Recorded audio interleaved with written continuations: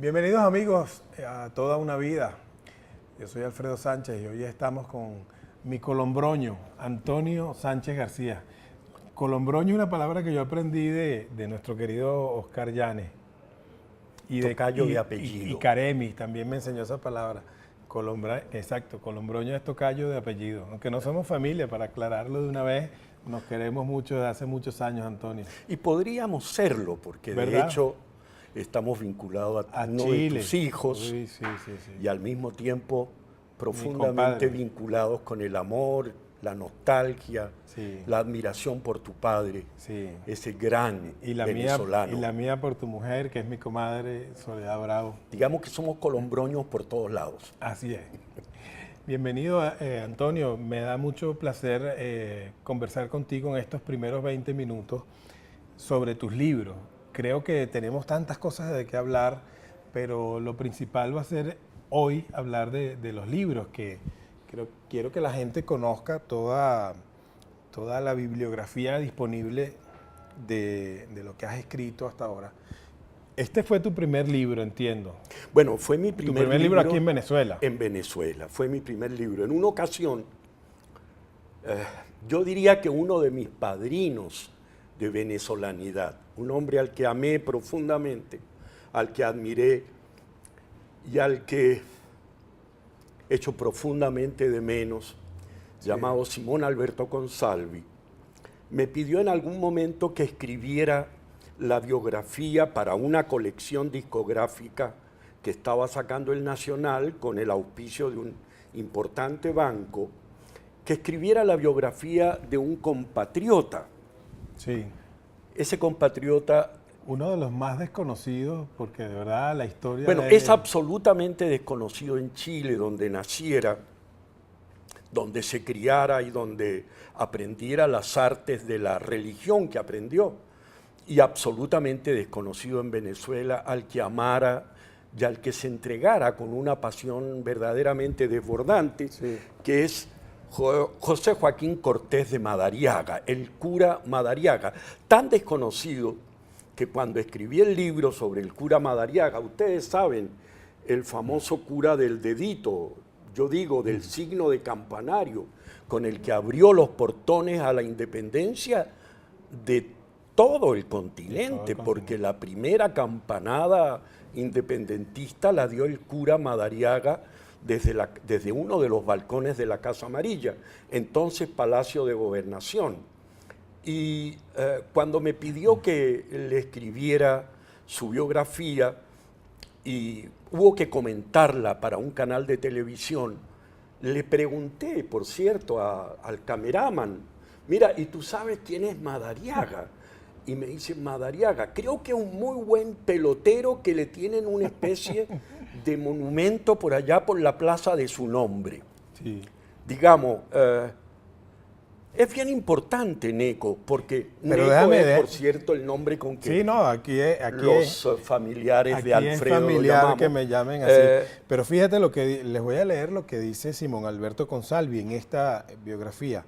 En esta biografía necesaria, el escritor Antonio Sánchez García pone a prueba el poder de su prosa, su capacidad de indagación y su pasión por la equidad de la historia, al rescatar la vida y percances del cura cuyo nombre repetimos tiros y troyanos cada 19 de abril durante 200 años sin preguntarnos quién fue. Aquí están al fin las respuestas a esos enigmas ya descifrados. Es un personaje muy importante. Debo decirte que le debo un libro al país que más amo, después del que me dio la vida, que es Chile. Le debo una importante biografía, un estudio biográfico de los perdedores en Venezuela. Porque hay todo un... Ahí incluye hasta Andrés Bello, ¿no? Hay una gigantesca religión en torno al gran vencedor, que también fue un derrotado, como sí, Simón Bolívar, sí, que además terminó su existencia convertido en mascarón de proa, sí, del peor de los proyectos políticos venezolanos. Pero hay grandes figuras que son los mejores representantes de Venezuela, que son los perdedores. Comenzamos, por cierto, con el cura Madariaga, odiado por Simón Bolívar, sí, porque el cura Madariaga quería una república ciudadana, una república civil, una república anglosajona, y en ese sentido estaba profundamente emparentado ideológicamente con Miranda, a quien él admiraba profundamente, y cuyo destino compartió, no en la Carraca, él estaba en Ceuta, pero de todas maneras, ese es el primer, digamos, antes del perdedor Bolívar, que muere en el exilio, derrotado, fue el perdedor frente al mismo Bolívar que dijo: el cura es loco y no hay que darle entrada a Venezuela, porque el cura tuvo el sueño, el delirio de una república, entre comillas, liberal democrática, civilista, como diría hoy Germán Carrera Damas. Luego está un hombre al que yo admiro profundamente, que es Baral, está Vargas, está Cecilio Acosta. Los héroes civiles. Está, bueno, podríamos escribir la historia de los perdedores, que es la historia de todos aquellos que quisieron esa república que hoy tanto anhelamos, una república de absoluta civilidad, una república ciudadana, una república de valores, en donde las armas sean una suerte de decorado para espantar precisamente a quienes abusan de ellas. Bueno, y más contemporáneamente, tus libros han versado sobre esto que nos ocupa hoy en día los venezolanos, que es el sistema actual, ¿no? Aquí está también otro libro de la colección del Nacional, donde tú tratas un tema que es absolutamente vital para entender lo que está pasando en Venezuela hoy en día, ¿no? Esto viene acompañado de comentarios de Germán Carrera Damas y es un libro que escribiste junto a Héctor Pérez Marcano.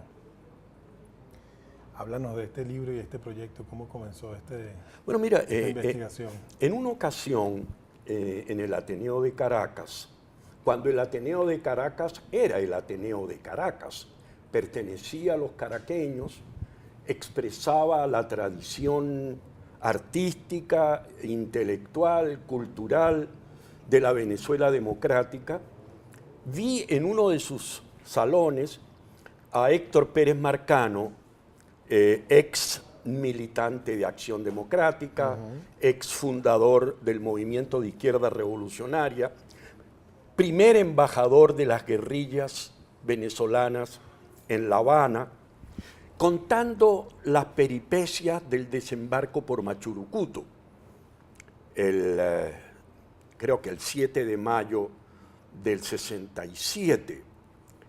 Me pareció tan fascinante la historia que le pregunté, no lo conocía, no nos conocíamos, si estaría dispuesto a narrármelo, a contarme cómo fue que se invadió al frente de una expedición montada, preparada, financiada por Fidel Castro, cómo fue que se invadió a Venezuela con la pretensión de vencer en un enfrentamiento bélico a sus Fuerzas Armadas y establecer una dictadura por medio del triunfo de las guerrillas, como en Sierra Maestra acababa de suceder. Me costó un par de años convencerlo. Al cabo de ese par de años tuvimos varias conversaciones que, por cierto, fueron como una especie de psicoanálisis, porque vivía apasionado la narración de un hombre que había sido enemigo mortal de Rómulo Betancourt. Sí. Y de pronto, cuando ya estábamos finalizando la historia que él me echaba, empezó a decirme que era un gran personaje, que tenía la razón histórica desde ese mismo momento, que los equivocados habían sido ellos. Y me resultó muy conmovedor ver de qué manera la historia podía, al ser narrada, producir resultados contrarios a los que habían motivado la narración. Y entonces me contó la historia de la invasión de Cuba a Venezuela, una invasión con todos los hierros, dirigida, orquestada, planificada, y teledirigida por Fidel Castro, cómo había sido derrotada en toda su línea, cómo habían sido humillados en Venezuela los mejores comandantes de la guerra de guerrillas cubanas, entre ellos el famoso guerrillero fusilado luego de Ochoa. Arnaldo Ochoa Sánchez, que tuviera un éxito esplendoroso como jefe, como el Rommel cubano de las guerras africanas. Además, la historia de un fracaso que después, con los años, terminó en esto que hoy en día, eso que pretendían hacer en aquel momento fue finalmente lo que terminaron haciendo muchos años después con la anuencia de las Fuerzas Armadas. Sí. Y entonces, es un libro muy fascinante porque cuenta toda la historia desde el momento en que se discute con Fidel Castro en La Habana el proyecto de invasión.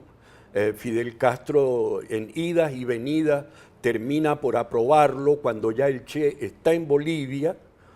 Y algo que la gente, los venezolanos no saben, la invasión de Venezuela fue infinitamente más significativa e importante en la consideración de Fidel Castro que la invasión de Bolivia por Ernesto Che Guevara. El Che Guevara va a Bolivia con la intención de hacer una guerra revolucionaria y tomarse el poder a la cabeza de una docena de zarrapastrosos, de guerrilleros de ninguna importancia. Aquí vienen junto con gente de la importancia de el Ronco Moleiro, del mismo Héctor Pérez Marcano y de otras figuras importantes como Luben Petkov, el hermano de Teodoro. Viene Arnaldo Ochoa Sánchez, que es el más grande general que ha tenido el ejército revolucionario cubano, a pelear en Falcón. Aquí viene Tomás Menéndez Tomasevich, que era uno de los personajes más importantes. Viene el entonces ministro de Defensa cubano. Es decir, vienen a Venezuela los más destacados soldados, guerrilleros y militares cubanos con el fin de darle un golpe mortal en tan poco tiempo como en Cuba al sistema democrático y establecer una revolución, una dictadura, entre comillas, proletaria. Se encontraron con un pueblo profundamente democrático que no tenía ningún interés en aventuras guerrilleras, se encontraron con unas fuerzas armadas verdaderamente patrióticas, nacionalistas y muy acendradamente democráticas, pero sobre todo se encontraron con un liderazgo político de primera línea que era el liderazgo heredero de la generación del 28. Es decir, se encontraron con el político más importante de la historia entera de Venezuela, Rómulo Betancourt, a quien yo sitúo por encima de Simón Bolívar porque jamás permitió que el poder se entronizara en Venezuela y lo tuviesen las Fuerzas Armadas. Un hombre profundamente democrático. Él, Leoni y Acción Democrática, que dirigía en ese momento las acciones populares, le pusieron un paredón de imposible tránsito a la guerrilla y ahora venezolana cubana. Con este otro libro que les voy a presentar, prologado además por Enrique Krause, tú das cuenta también de lo que sucede desde ese entonces hasta acá con la izquierda latinoamericana y en especial con este caso que vamos a conversar también, que es el de Allende, ¿no? Bueno, mira, ese tercer libro, La izquierda real y la nueva izquierda en América Latina, lo escribí pensando en aquel liderazgo que considera que hay dos izquierdas, una izquierda buena y una izquierda mala. Sí. Aquel liderazgo que considera que la izquierda mala es Fidel Castro y la izquierda buena es Lula da Silva.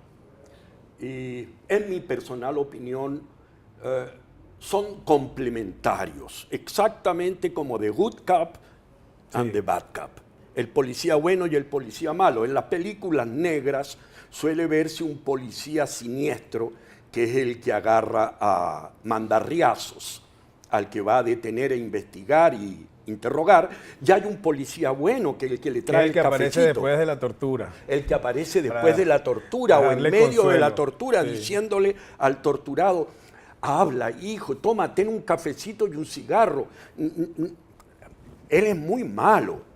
De la misma manera, Lula es el Fidel Castro del Brasil, como Michelle Bachelet lo es de Chile.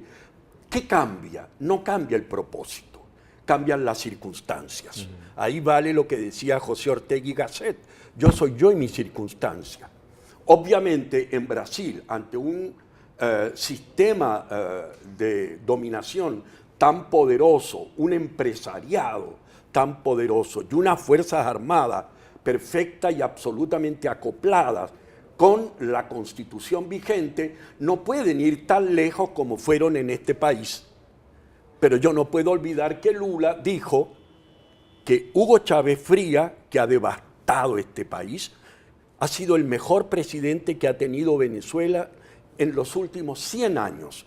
Y lo dijo ante el empresariado alemán en Hamburgo. Sin contar el respaldo que también le dio a Maduro después. Entonces, mientras unos maniatan, los malos, los buenos nos convencen de su ideología. Entonces, para mí la izquierda real y la nueva izquierda es lo mismo.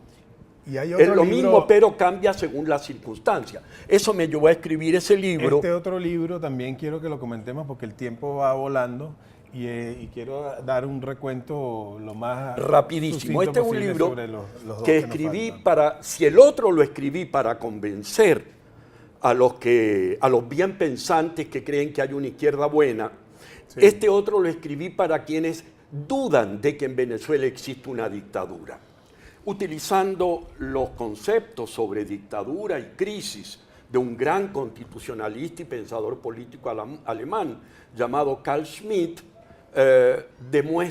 Trato de demostrar que esta es una crisis de excepción, que esa crisis de excepción se debe al empuje, el embate y el propósito de liquidar la institucionalidad democrática y el sistema de libre empresa, propiedad privada, en fin, que nos ha determinado liquidar la historia y fundar una dictadura totalitaria. Para eso escribí este libro, Crisis y Estado de Excepción en la Venezuela actual. Y ahora llegamos al último punto de los libros que vamos a comentar hoy, y es este que es otro de tus temas que te fascinan, que te seducen, que es la literatura. Bueno, es una recopilación de artículos y ensayos que he escrito un poco como forma de distracción en medio de mi combate ideológico, la literatura, en donde recuerdo figuras para mí fundamentales del universo literario, como Borges, en primer lugar, al que admiro profundamente, Jorge Luis Borges. Al cual ubicas con Conrad y con Marguerite Yourcenar en uno de los artículos.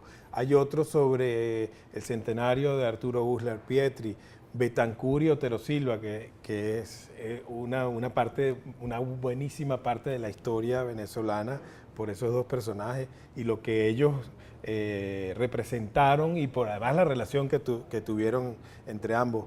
La historia de Germán Carrera Damas es otro capítulo, el legado inconcluso de Betancur, Gramsci y Mussolini en Miraflores, que es un tema que a muchos, incluso de la izquierda, le va a interesar leer. Y hay otros sobre Hannah Arendt y Martin Heidegger, Krause y Vargas Llosa en Caracas. Es decir, un libro y hay uno que yo amo mucho, Antonio, que es sobre Bram Stoker, el autor de Drácula. De Drácula, digamos.